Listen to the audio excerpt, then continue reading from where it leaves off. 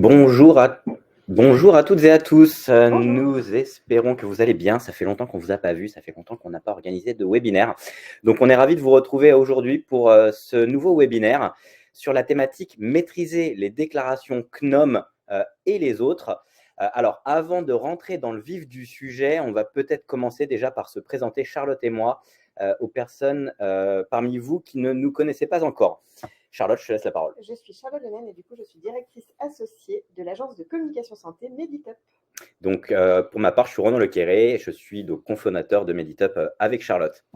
Alors, pour vous en dire en quelques mots un peu plus sur Meditop, on accompagne nos clients sur la mise en œuvre de campagnes promotionnelles, environnement et aussi de campagnes d'information. Et on travaille pour un large pan d'acteurs de l'industrie, des sociétés savantes, des associations de patients, ainsi que des acteurs publics de santé. Alors, on va rentrer dans le contexte de ce sujet qui est un sujet qui est parfois perçu comme complexe, que sont les déclarations. Alors, on a intitulé ce webinaire Maîtriser les déclarations CNOM, mais bien évidemment, on ne se focalisera pas exclusivement sur les déclarations des médecins. On va étendre ça aussi aux autres professions de santé et aux autres acteurs qui relèvent de ces professions de santé pour lesquels il faut effectuer des déclarations, ainsi que pour les associations.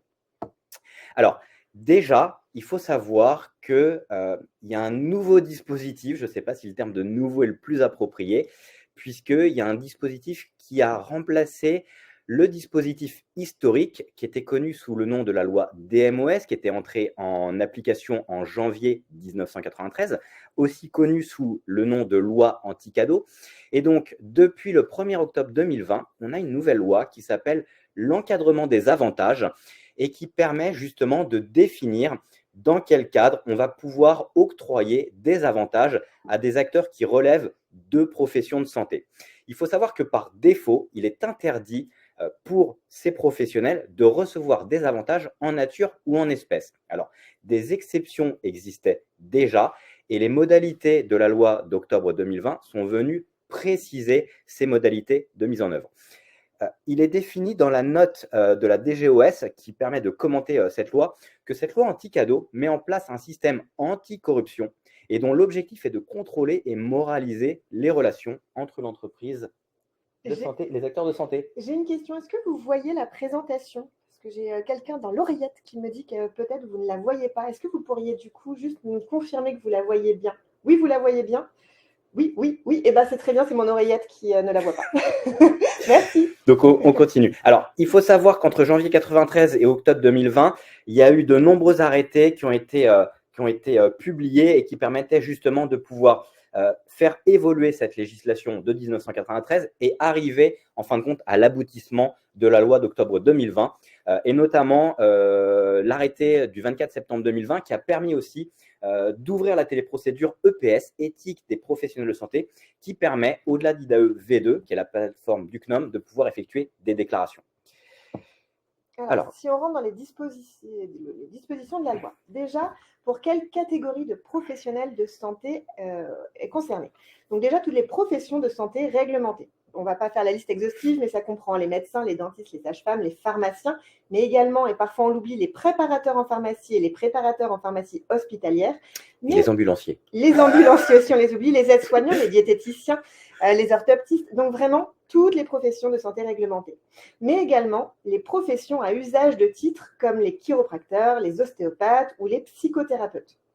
Également, tous les étudiants en formation initiale se destinant à l'exercice d'une de ces professions. Et également, toutes les personnes en formation continue ou qui suivent une action de développement professionnel continu, le DPC, dans le champ des professions qu'on vient de citer. Également, les fonctionnaires et agents publics qui participent à l'élaboration de politiques publiques en santé ou de sécurité sociale, les professions de santé militaires et les étudiants militaires, les associations regroupant les professionnels de santé et ou des étudiants mentionnés ci-dessus. Donc, on voit vraiment que ça englobe énormément de professions. Et on voulait faire un focus sur tout ce qui était les associations. Du coup, quelles sont les associations qui vont être visées par ce dispositif? Toutes les associations qui ont en son sein un professionnel de santé va relever du dispositif. Donc, bien évidemment, ça va concerner les sociétés savantes ou une société commerciale unipersonnelle détenue par un professionnel de santé, mais aussi, par exemple, une association de patients, par exemple, qui aurait un professionnel de santé au sein de ses effectifs, va relever du dispositif. Et pour aller plus loin, même si l'association n'est pas en lien avec la santé, par exemple le Rotary Club, mais regroupe un ou plusieurs professionnels de santé en son sein, vous allez également devoir faire une déclaration pour pouvoir travailler avec cette association. Ou alors lui verser des dons et libéralités, puisqu'on va voir un Oui. petit peu les cas dans lesquels on peut effectuer des exceptions, puisque c'est l'objet de cette slide. Donc, tout ce qui est le versement d'avantages en nature ou en espèces est par définition interdit. Il y a 5 exceptions à cette loi, à l'interdiction de versement d'avantages, qui sont la rémunération, l'indemnisation ou le défraiement dans le cadre d'une convention, la prise en charge de frais d'hospitalité, alors les collations, les déjeuners, l'hébergement pour participer à une manifestation ou à un congrès, les inscriptions justement à ces congrès, tout ce qui va être les dons et les libéralités pour effectuer des actions de recherche, mais aussi les dons et les libéralités qui vont être versés aux associations, au sens où Charlotte vient de l'évoquer. Et enfin, la formation, vous pouvez financer des actions de formation. On va toutefois voir qu'il y a des montants et qu'il y a des seuils qui vont imposer soit d'effectuer une simple déclaration, soit de demander une autorisation préalable. Et pour cela, il va falloir déposer une convention qui va être rédigée entre le professionnel de santé ou l'association et l'industriel de santé qui prend en charge, qui verse cet avantage. Et il va falloir soumettre cette convention soit auprès de l'ordre dont dépend le professionnel de santé, soit à défaut auprès de l'ARS quand le professionnel de santé ne dépend pas d'un ordre ou alors si on verse un avantage à une association.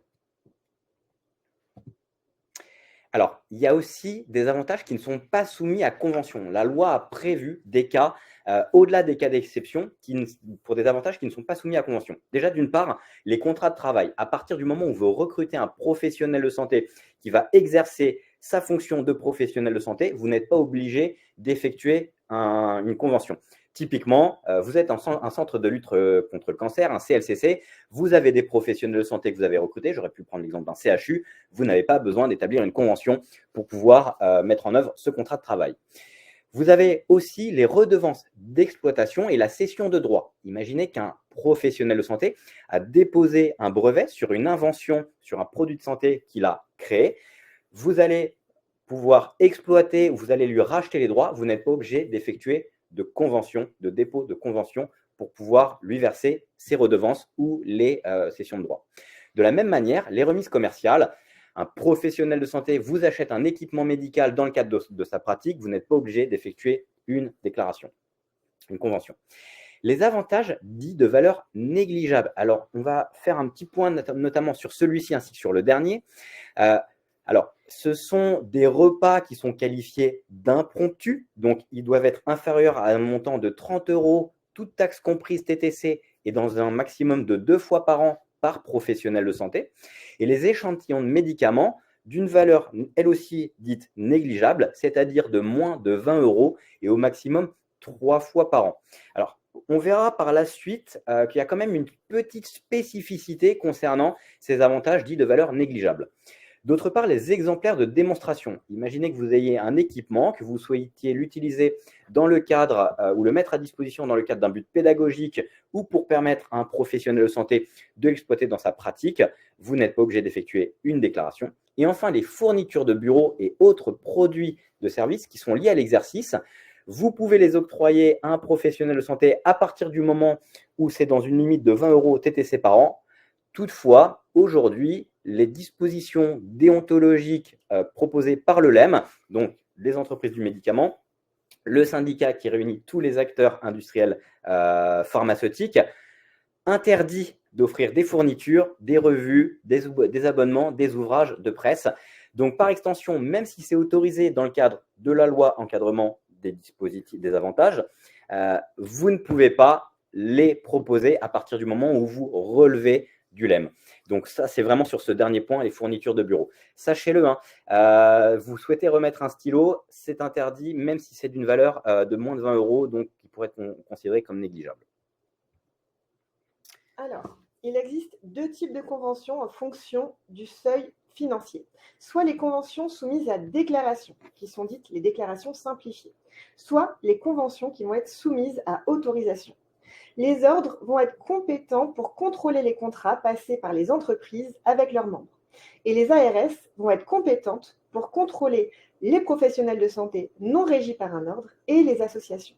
Vous pouvez donc être amené à faire une double déclaration en cas de contractualisation avec une association qui elle-même mandate un professionnel de santé qui percevra un avantage dans le cadre du contrat. Cette double déclaration peut se faire par exemple auprès du CNOM et de l'ARS ou du portail EPS et de l'ARS en fonction du professionnel de santé qui percevra l'avantage. En fait, il faut partir du principe que vous allez devoir faire une déclaration pour le bénéficiaire direct, l'association, et le bénéficiaire indirect, le professionnel de santé.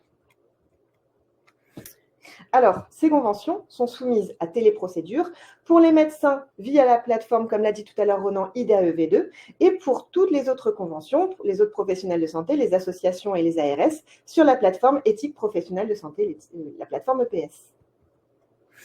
Alors, quels sont les seuils qui vont déclencher la nécessité de déposer une convention qui va être soumise à autorisation versus une déclaration qualifiée de simplifiée qui nécessitera juste, entre guillemets, un dépôt auprès des ordres ou auprès des instances dont dépend le professionnel de santé ou l'association. Alors, il y a trois catégories d'acteurs. Les professionnels de santé d'une part, les étudiants et les associations. Et en fonction de la catégorie à laquelle appartient l'acteur avec lequel vous avez effectué une convention, vous avez des seuils qui vont nécessiter d'effectuer une demande d'autorisation préalable à la mise en œuvre de votre convention. Alors, il faut savoir que pour un médecin, à partir du moment où vous allez effectuer une rémunération qui va être supérieure à 200 € net par heure, vous allez devoir effectuer une déclaration. On est dans une limite aussi de 800 € par demi-journée et dans un maximum de 2000 € pour l'ensemble de la convention. Alors, l'ensemble de la convention, ça signifie non seulement la rémunération, mais aussi tous les avantages que vous allez verser à ce professionnel de santé. Imaginons que vous ne le rémunériez pas ou que vous le rémunériez pour une intervention d'1 heure sur un symposium pendant un congrès, mais que vous assurez la prise en charge de ses frais de déplacement pour se rendre à un congrès, l'hébergement, les frais de repas et puis l'inscription, vous êtes potentiellement dans un montant qui est au-delà des 2000 € sur l'ensemble de cette convention. Vous devez donc effectuer une demande d'autorisation préalable à la mise en œuvre de cette convention. Alors, petit point de focus, la législation précise 200 € net par heure.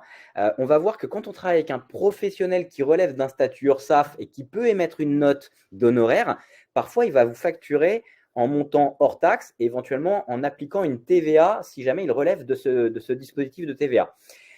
Il y a un petit vide aujourd'hui puisque les montants sont précisés en euros, c'est ça l'unité. Il n'est pas précisé si c'est des montants nets ou si c'est des montants hors taxe qui sont spécifiés justement dans le cadre de ces conventions. On reviendra juste dessus juste après. Sur tout ce qui est hospitalité pour un professionnel de santé, vous avez les montants qui sont précisés ici. Il ne faut pas excéder 150 € pour un hébergement par nuitée lors de la prise en charge pour éviter la demande d'autorisation, 50 € TTC par repas, 15 € par collation. Et encore une fois, on a un plafond de 2000 € sur ce montant total. Les frais d'inscription sont en sus, c'est-à-dire que vous pouvez tout à fait procéder à une inscription dans la limite de 1000 € TTC.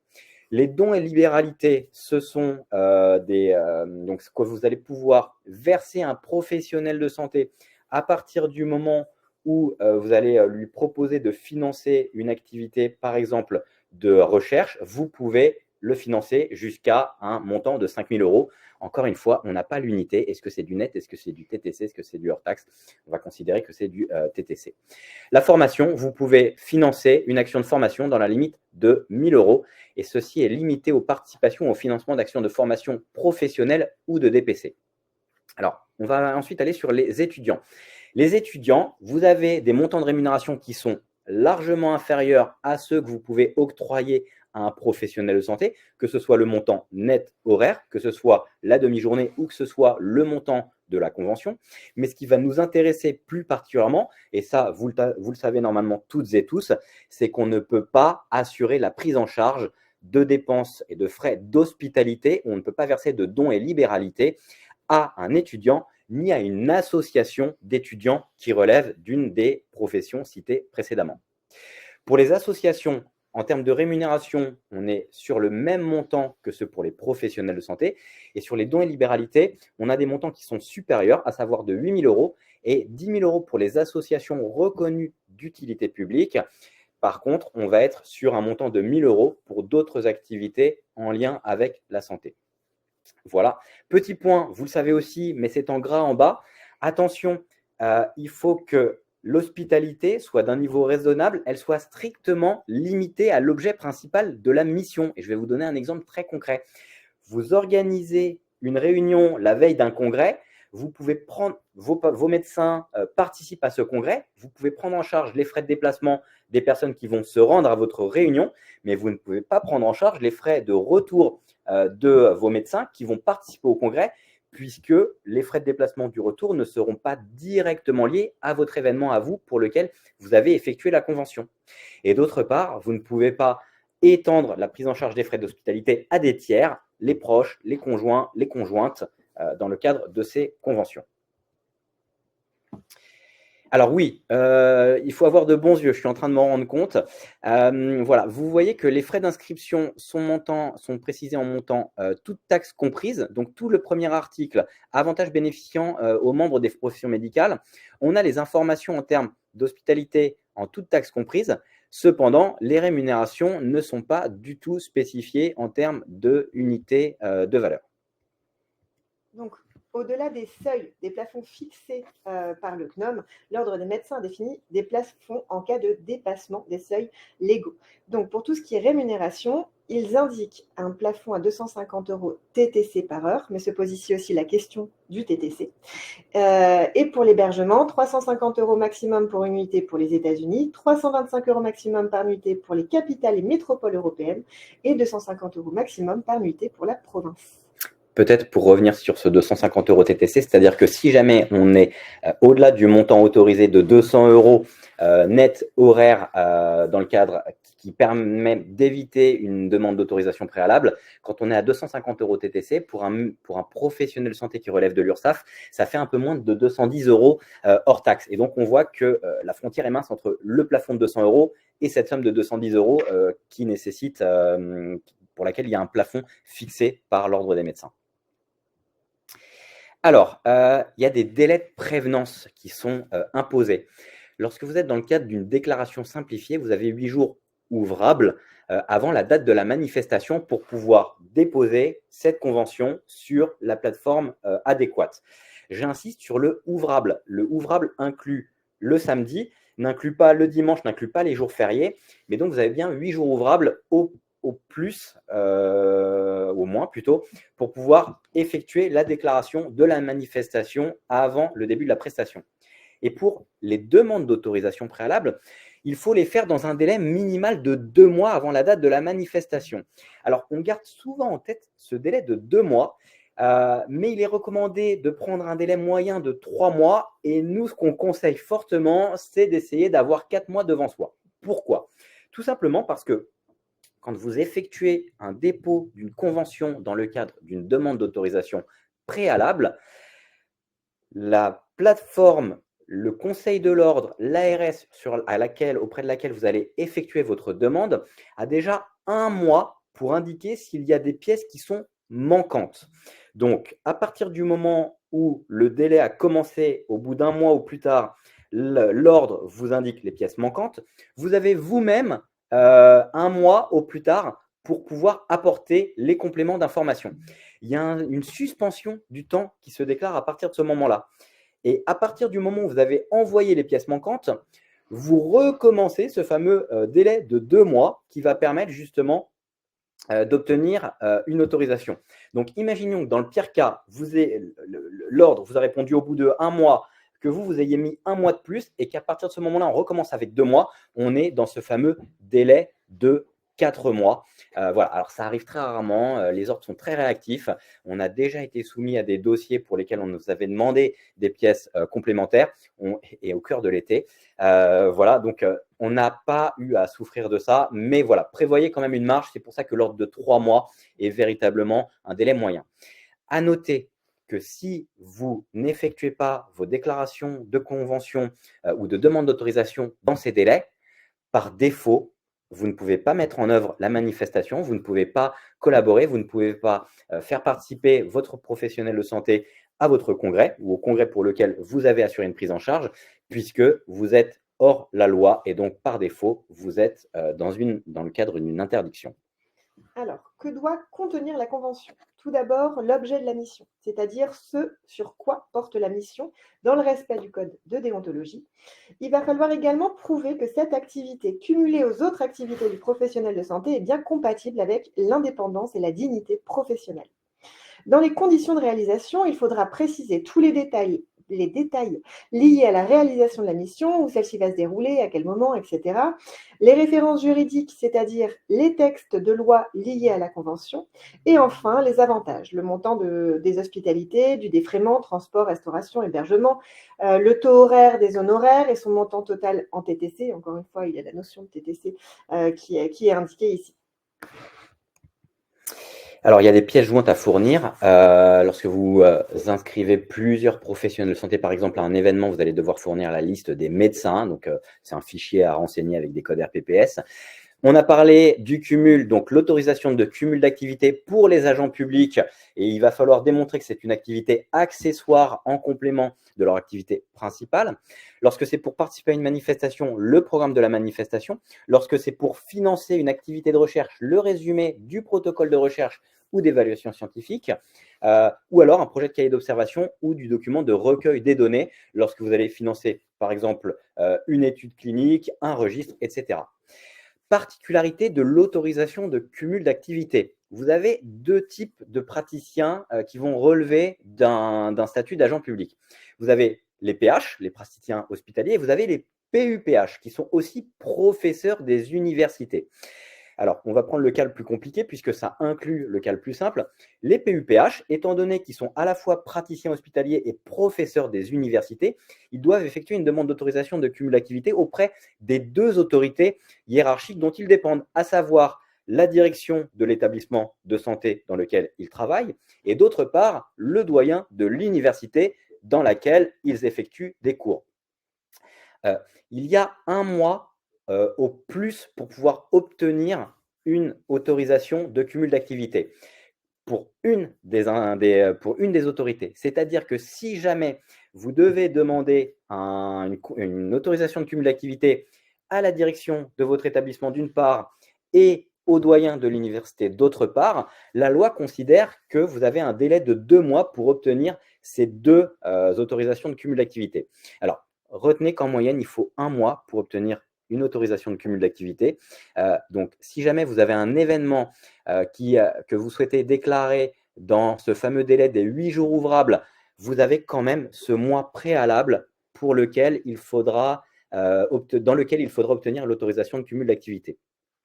Lorsqu'une autorisation de cumul d'activité est refusée, et donc par extension aussi, si jamais vous n'avez pas de réponse à une demande d'autorisation de cumul d'activité, elle est considérée comme refusée. L'opération ne pourra pas être mise en œuvre car elle se retrouve de fait interdite. Donc anticipez bien aussi ces demandes d'autorisation de cumul d'activité, puisque si vous ne la recevez pas, vous ne pouvez pas faire participer votre professionnel de santé à cet événement. Donc encore une fois, même dans le cadre d'une déclaration simplifiée, vous avez un agent public, il va falloir prévoir au moins ce mois préalable avant de pouvoir effectuer votre événement. Donc, quelles sont les sanctions? Pour les entreprises qui proposent ou procurent un avantage interdit, on est sur du coup 2 ans d'emprisonnement, 150 000 € d'amende et des peines complémentaires sont prévues à la charge des personnes morales. Pour les professionnels de santé, les étudiants ou les associations qui accepteraient un avantage interdit, on est sur 1 an d'emprisonnement, 75 000 € d'amende et une interdiction d'exercer. Potentielle interdiction. Ouais, potentielle. Les sanctions sont quand même assez lourdes, hein, sont vraiment là pour en tout cas faire peur et dissuader les entreprises de passer outre la loi.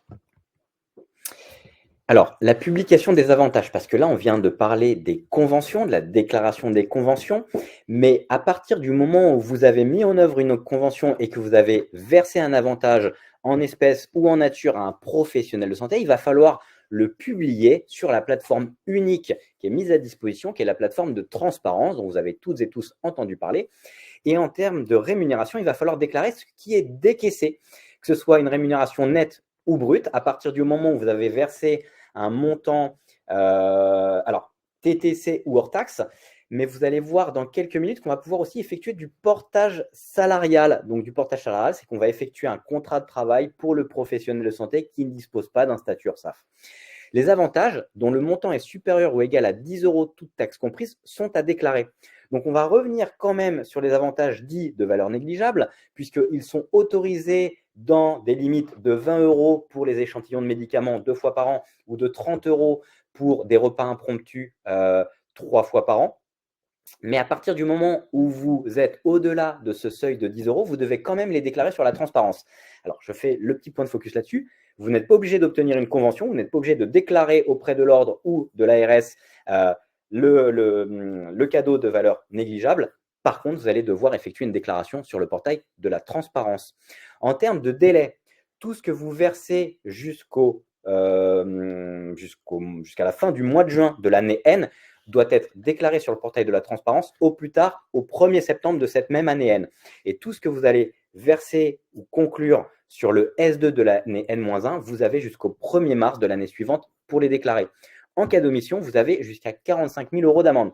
Donc, on voit qu'on a des amendes à partir du moment où on verse des avantages et que ça n'est pas autorisé. On a aussi des amendes à partir du moment où on oublie de publier les avantages. Point de focus, quand on publie les avantages, il faut avoir préalablement publié la convention sur le portail de la transparence. Puisque lorsque vous allez déclarer un avantage, enfin publier un avantage, vous allez faire référence à la convention à laquelle cet avantage est rattaché. Donc, il faudra préalablement déclarer la convention sur le portail de la transparence. C'est pour moi aussi celle-ci. Alors, vous pouvez mandater un prestataire pour gérer vos conventions aujourd'hui, que ce soit sur la plateforme IDAEV2 ou sur la plateforme du portail éthique des professionnels de santé, le portail EPS. Vous pouvez tout à fait mandater un prestataire pour effectuer ces démarches à votre place. C'est simple à mettre en place. Il va falloir que le prestataire fournisse un cabis de moins de 3 mois et que vous, en tant qu'industriel, vous puissiez fournir un mandat signé par le représentant légal. Le pharmacien responsable est considéré comme un représentant légal de l'industriel et avec un extrait de cabis de moins de 3 mois de cet industriel. Attention, je vous sensibilise sur le fait que le mandat et le cabis doivent être exactement au même nom de société. On a déjà eu le cas de figure où on avait un cabis qui était au nom de la holding, de la société groupe, alors que le mandat qui était signé par la filiale France et ça n'a pas été accepté au niveau du CNOM. Donc voilà. Et ensuite, il faut faire une demande sur le portail EPS ou sur le portail CNOM. Sur le portail IDAEV2, ça va très très rapidement, la création de compte. Sur le portail EPS, ça prend un peu plus de temps. Si vous souhaitez déléguer un prestataire, songez aussi au délai nécessaire pour obtenir un compte sur le portail EPS. Alors, notre truc et astuce. Comme Ronan l'a dit, il est important de rédiger la convention de collaboration dès que possible, car elle est indispensable pour faire une demande d'ACA. Gardez en tête qu'il faut également prévoir environ 1 mois pour l'obtenir. Si vous travaillez avec des hospitaliers peu familiers avec cette démarche, n'hésitez pas à leur fournir un exemple de demande d'ACA pour les guider, ça ira beaucoup plus vite. Concernant les délais, il vaut mieux soumettre votre dossier à l'ordre, même si l'ACA n'a pas encore été reçu, plutôt que de risquer un retard qui serait bloquant. Dans ce cas, pensez à inclure tous les justificatifs de demande, comme l'email par exemple ou l'accusé de réception que vous auriez pu avoir. Après l'envoi, vous recevrez une notification vous demandant d'éventuels compléments que vous pourrez du coup transmettre par la suite. Mais du coup, attention, si l'ACA n'est pas obtenu à temps, comme le disait Ronan, le professionnel de santé ne pourra pas exercer la mission pour laquelle vous souhaitiez le voir. Un autre point clé, il faut penser également à envoyer un dossier distinct par médecin pour éviter qu'un blocage sur un cas spécifique d'un médecin ne compromette du coup l'ensemble des demandes que vous auriez pu effectuer.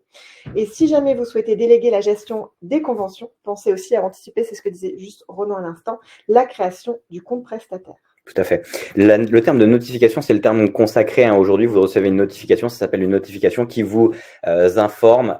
Alors, dans le cadre d'une déclaration simplifiée des manques à votre dossier. S'il vous manque une ACA, vous devrez la fournir. Vous pouvez réécrire à la personne qui va instruire le dossier. Vous avez leur adresse email, vous avez leur numéro de téléphone. Ce sont des personnes qui sont très, très accessibles, donc n'hésitez pas.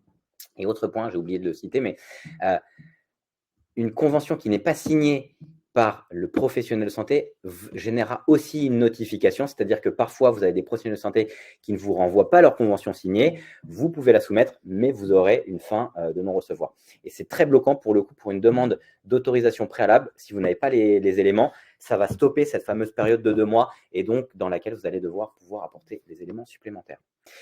En termes de rémunération, il y a 2 grands statuts. Vous avez un professionnel de santé qui va relever d'un statut URSSAF et qui va pouvoir émettre une note d'honoraire, donc une facture, si on simplifie, et sur laquelle il va falloir appliquer une TVA éventuelle si ce professionnel relève de ce dispositif. Donc, soit vous paierez en hors taxe, qui sera exactement le même montant que le TTC s'il n'y a pas de TVA applicable, soit vous aurez au taux actuel un surplus de 20% de TVA.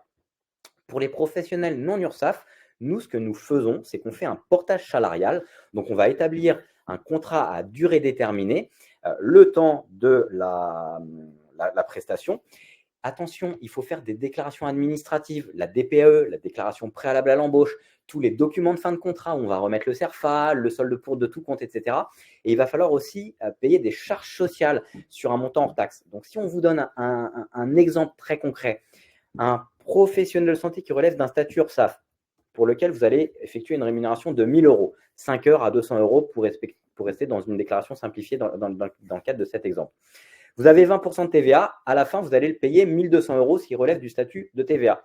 Un même professionnel de santé qui n'est pas URSSAF, sur base d'une rémunération de 1 000 € net qu'il va percevoir, vous allez actuellement, avec les retraites, les indemnités assurance chômage, toutes les autres charges sociales, on est sur un budget qui va être de l'ordre de 90% supplémentaire supérieur à celui qui est évalué, donc soit 1 900 €. Et ça, sans compter, bien évidemment, toutes les modalités qui vont nécessiter des frais supplémentaires pour les déclarations administratives.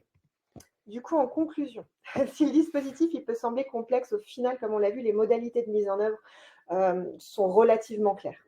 On l'a précisé plusieurs fois, mais il faut penser anticiper vos déclarations parce que ça va être réellement la clé du succès.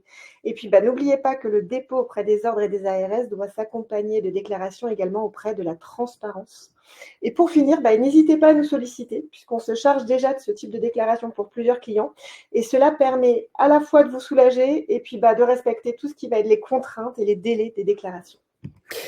On a une dernière slide, d'habitude on termine sur la conclusion, mais c'est juste, les textes de référence sont cités ici. Et si jamais vous souhaitez lire un seul document qui est très très instructif, c'est la note d'information de la DGOS du 11 septembre 2020 qui précise tout un tas de choses de manière beaucoup plus vulgarisée que les articles de loi. Voilà. On vous remercie énormément. Alors, le temps pour les questions désormais. Quelques questions. On a eu quelques questions. Un médecin sans RPPS, un étudiant, peut-il assister à une présentation scientifique s'il ne bénéficie d'aucune hospitalité? Alors, tout à fait. Vous pouvez faire participer un étudiant à partir du moment où il n'y a pas de prise en charge d'avantage. Et même si celui-ci ne dispose pas d'un RPPS, c'est là où la question me pose problème. Les étudiants, ce n'est pas un souci. Les professionnels sans RPPS, oui, ça existe tout à fait. Peut-on avoir un exemple de double déclaration? Oui, tout à fait. On en a eu un cette semaine, donc on va pouvoir vous donner un exemple très concret. On a contractualisé avec une association qui réunit des professionnels de santé. Il y a une rémunération qui est versée à cette association, donc pour un certain montant. Et dans le cadre de la convention qu'on a établie avec l'association, le médecin qui va effectuer la prestation va se voir remettre un repas et on va assurer la prise en charge, on va lui offrir un repas et on va assurer la prise en charge de ses frais de déplacement. Ce repas ainsi que les frais de déplacement sont considérés comme un avantage qui est versé directement à ce médecin. Donc, à partir de ce moment-là, il faut qu'on fasse une double déclaration. On déclare la convention avec l'association auprès de l'ARS, donc sur le portail EPS, et on déclare les avantages qui sont versés au médecin, à savoir le repas qui va lui être offert et les frais de transport auprès du CNOM sur la plateforme IDAEV2. Donc, c'est typiquement un exemple où on déclare, d'une part, on fait la même convention, on a 2 déclarations, une sur le portail IDAEV2 et une autre sur le portail EPS pour tous ces aspects-là. Repas d'opportunité, c'est 2 fois par an et par professionnel de santé. Oui, c'est exactement ça, avec un repas inférieur à 30 €. Tout à fait, les repas impromptus. Tac, tac, tac. Avez-vous d'expérience des tips pour la récupération des ACA? Nous avons eu écho que certains labos reçoivent des ACA annuels pour différentes Oui, interventions ça et donc existe. un ACA par mission. Tout à fait. Alors ensuite, vous pouvez établir une convention annuelle avec le professionnel de santé qui va permettre justement d'obtenir une autorisation de cumul d'activité. À savoir quand même que l'autorisation de cumul d'activité, elle est soumise à la convention. Sans convention, un professionnel de santé ne peut pas obtenir une autorisation de cumul d'activité. Donc c'est à vous de définir un périmètre suffisamment large dans votre convention. Vous définirez si vous souhaitez rester en deçà des 2 000 € ou au-dessus des 2 000 €, ce qui vous permettra de voir si vous devez faire une demande d'autorisation. Mais vous pouvez avoir une autorisation de cumul d'activité qui va porter sur l'intégralité de l'année. Voilà, et j'avais un autre exemple. Et vous avez des professionnels de santé aussi qui parfois ont des autorisations de cumul d'activité qui leur sont octroyées pour tout type d'activité. Alors je ne sais pas comment ils les obtiennent, mais ça nous est déjà arrivé de voir ce type d'ACA. Si un chirurgien français participe à une manifestation en France, mais que la dépense est prise en charge par une filiale américaine, doit-on réaliser la C'est convention? un médecin français, c'est un événement en France, vous devez réaliser une convention. On l'a fait, on a travaillé pour un acteur qui était en Allemagne, qui a sollicité un médecin français pour une intervention en Italie et il a fallu faire une autorisation de cumul d'activité, il a fallu faire une déclaration. Le principe, c'est que le médecin est français. À partir du moment où le médecin est français, il relève du dispositif. C'était la dernière question. Est-ce que s'il y a d'autres questions, vous avez encore un petit peu de temps? Eh bien, merci à vous. On vous remercie énormément. Je crois que le prochain webinaire, c'est dans un mois. On s'est fixé un gros objectif cette fois-ci. On vous souhaite une très belle journée. Sur la création d'un IADV Oui, efficace. un IADV C'est quand même Impact. important On a déjà de- tout le plan en tête. N'hésitez pas à nous rejoindre le mois prochain. On vous remercie une nouvelle fois pour votre participation à cet événement ce matin. On a dépassé de 7 minutes. On s'en excuse. On vous souhaite une très belle journée et puis un bon week-end. Merci à toutes et à tous. Bonne journée.